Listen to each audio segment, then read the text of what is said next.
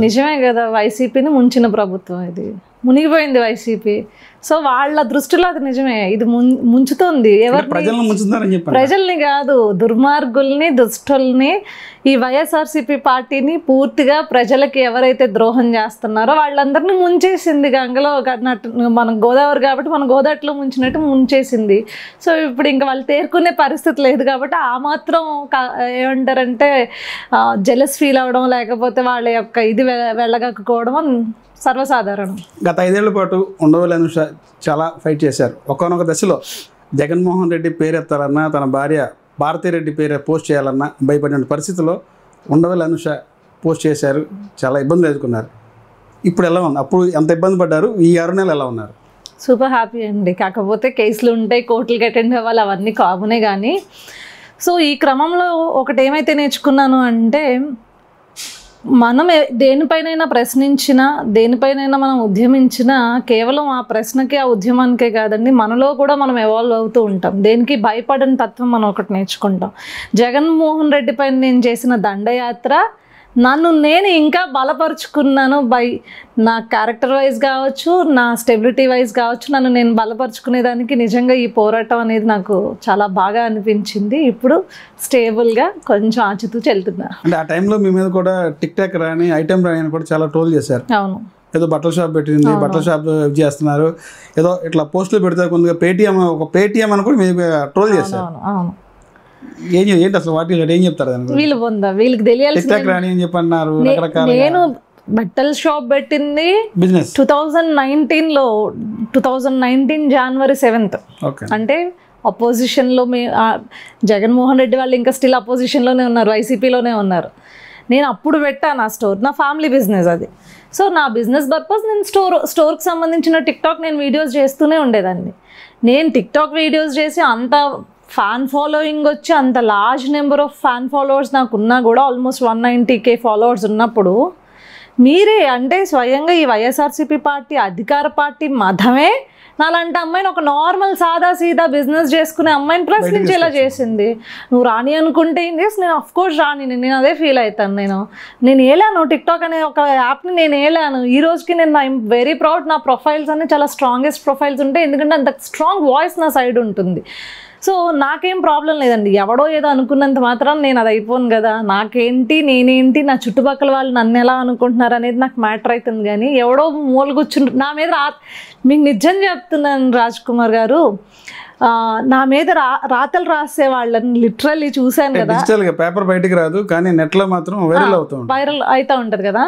So దాని వెనకాల ఉన్న వ్యక్తుల్ని ఈ మధ్యకాలంలో అరెస్టులు చేస్తున్నప్పుడు వాళ్ళ ఫ్యామిలీ బ్యాక్గ్రౌండ్ చూస్తే, ఆయన నీతోనే నేను అనిపించుకున్నది లిటరల్లీ ఇలాంటి, నీకు నువ్వు తినడానికి మింగం మెతుకుండదు, లిటరల్లీ అంత డౌన్ ఫ్యామిలీస్ అండి వాళ్ళు.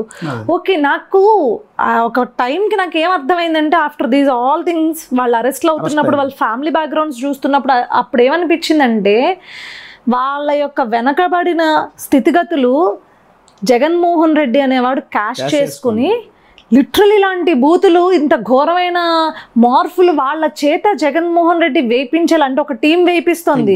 ఆ టీం హెడ్స్ ఎవరో నేను చెప్పక్కర్లేదు. దేవేందర్ రెడ్డి, అప్పటి నుంచి చూసుకుంటే దేవేందర్ రెడ్డి గుర్రంపాటి కావచ్చు, తర్వాత సజ్జల భార్గవ రెడ్డి కావచ్చు, వీళ్ళందరి యొక్క వాళ్ళ ఎన్కాష్ చేసుకుంటున్నారండి. వీళ్ళకి లేనితనాన్ని నిజంగా ఎన్కాష్ చేసుకుంటున్నారు అనిపించింది. లేకపోతే వాళ్ళు చిన్న చిన్న బతుకులు అండి, గట్టి కొట్టామంటే మనం ఈరోజు బయటికి తీసుకురావడానికి బెయిల్ కూడా దొరకని పరిస్థితుల్లో లేదు.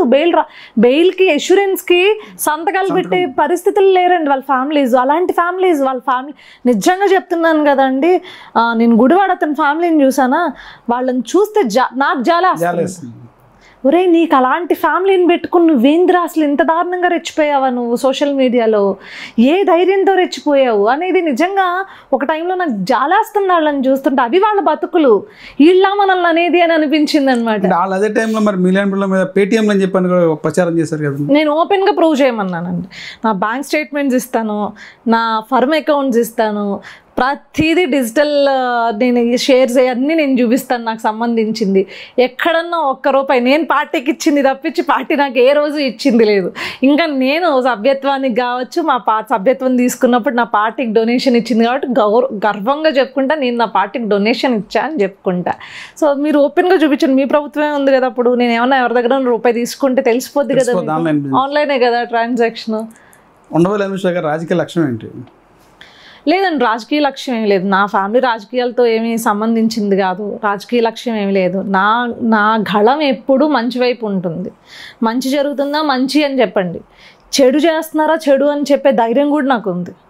సో ఆ పరిణామంలో ఆ క్రమంలో ఎటు తీసుకెళ్తే అటు వెళ్తాను, కానీ పర్టికులర్గా ఇది నా లక్ష్యం, ఇది నేను అవ్వాలి అని చెప్పేసి ఏ రోజు నేను అనుకోలేదు. ఇప్పటి వరకు నేను పని చేసిన దానికి నాకు ఏదైనా వచ్చింది అంటే నేను ఎంత పని చేసానో అంతకు తగ్గ పొజిషన్, గౌరవం రెండు నాకు వచ్చాయి.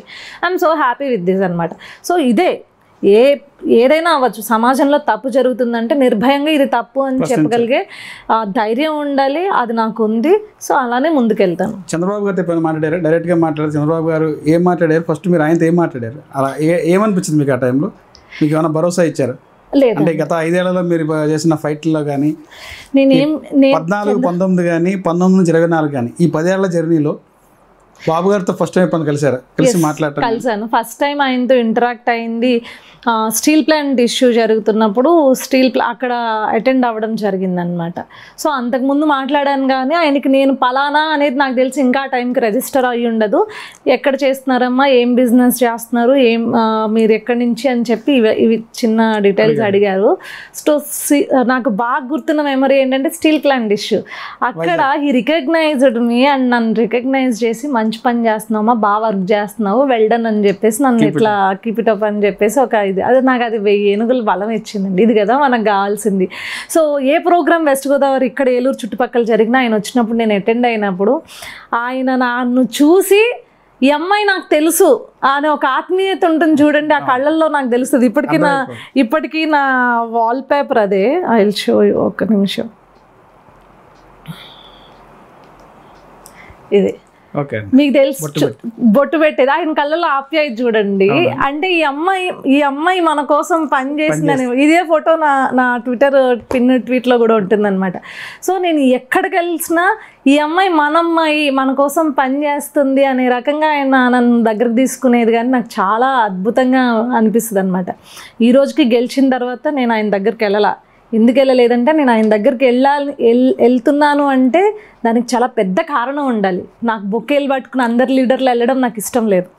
నేను ఏదన్నా ఒక పెద్ద కారణం ఉండి నేను ఇది పని చేయగలను, ఇది నా క్యాపబిలిటీ, సార్ నాకు ఈ పని అప్పచెప్పండి అనే ఒక స్థాయికి నేను వచ్చినప్పుడు నేను ఆయన దగ్గరికి వెళ్తాను. సో దాట్స్ మై గోల్ అండి. లోకేష్ గారిని కలిస్తే ఫస్ట్ ఏం మాట్లాడారు? ఆయన మీతో ఏం మాట్లాడారు?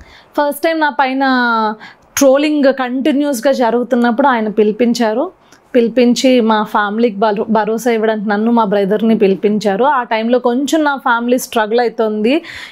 అంటే మూకుమ్మడి దాడి అని చెప్పచ్చు. రాష్ట్ర వ్యాప్తంగా మూకుమ్మడి దాడి, బూతులు, ఎప్పుడు మా ఫ్యామిలీ చూడని ఒక సునామీ అనుకోవచ్చు. మీకు తెలిసిందే కదండి, న్యూడ్ ఫొటోస్ కావచ్చు, మాఫ్స్ కావచ్చు, ఒక సునామీని చూసింది. ఆ టైంలో మా తమ్ముడు కొంచెం జంకుతూ ఉంటే నేను గట్టిగానే ఉన్నాను. ఆ టైంలో మీకు అనిపించింది ఈ రాజకీయాలు మనకి ఎందుకు? ఏమనిపించలేదు. నేను దిగేటప్పుడే నాకు టోటల్గా ఫస్ట్ వీడియో ట్రోలింగ్కే నాకు టోటల్గా అర్థమైపోయింది, ఇది గ్రౌండ్ ఇలానే ఉంటుంది, ఈ గ్రౌండ్లో మనం ఆడాలంతే, ఎలా ఆడాలో నువ్వే ఫిక్స్ అవ్వాలి. అయితే ఆడిని కొట్టాలి, లేదు అంటే వెనక్కి వెళ్ళిపోవాలి. 2 ఆప్షన్స్ ఇక్కడ. ఇంకా 3వ ఆప్షన్ వెళ్ళలేము. So 2 options. నేను అప్పుడే ఫిక్స్ అయ్యాను, కొట్టడానికి ఫిక్స్ అయ్యాను, ఆడుకోవడానికి ఫిక్స్ అయ్యాను. ఇది నా గ్రౌండ్, నేను ప్లే చేసే గ్రౌండ్ కాబట్టి నేను ఆడుకోవడానికే ఫిక్స్ అయ్యాను. బట్ ఇంట్లో ఫ్యామిలీ వాళ్ళకి అష్యూరెన్స్ కావడం కోసం లోకేష్ గారి దగ్గరికి వెళ్ళాను. అప్పటి వరకు లోకేష్ గారి పై నిజం చెప్తున్నా అండి, ఈ సమాజం రుద్దిన ఒక ట్యాగ్ ఉంది కదా, నాకు కూడా ఆయనకి ఏం రాదేమో తెలియదేమో అని వెళ్ళా. జనరల్గా ఆయన దగ్గరికి వెళ్ళినప్పుడు వన్స్ నా మీద ట్రోలింగ్ చేస్తున్నప్పుడు అప్పుడే కొత్తగా దిశా చట్టం తీసుకొచ్చారు. 6 days ఎంత అయింది. ఆ దిశా చట్టంలో నాకు కూడా ఒక సాఫ్ట్ కాపీ ఇచ్చి ఆయన జస్ట్ ఈ పేజ్లో ఈ లైన్లో అసలు నాకు తెలిసి జగన్మోహన్ రెడ్డికి తెలియదండి. ఆ చట్టం తెచ్చిన జగన్మోహన్ రెడ్డికి ఏ పేజ్లో ఏ లైన్లో ఏ క్లాజ్లో నీకు ఇట్లా అన్యాయం జరుగుతుంది కదా, వీళ్ళు ఇది పెట్టారు చూడమ్మా, సో దాని మీదే నువ్వు ఫైట్ చెయ్యి అని చెప్పేసి ఆయన చెప్తుంటే, ఇలాంటి వ్యక్తిన వీళ్ళు అసలు ఒక ట్యాగ్ వేశారు, వీళ్ళు ఒక ముద్ర వేశారు. ఇట్ వాజ్ ఇన్ 2019 స్టార్టింగ్లో అనమాట. వీళ్ళు ఇలాంటి ముద్ర వేశారు అని చెప్పేసి నవ్వొచ్చింది నాకు నిజంగా.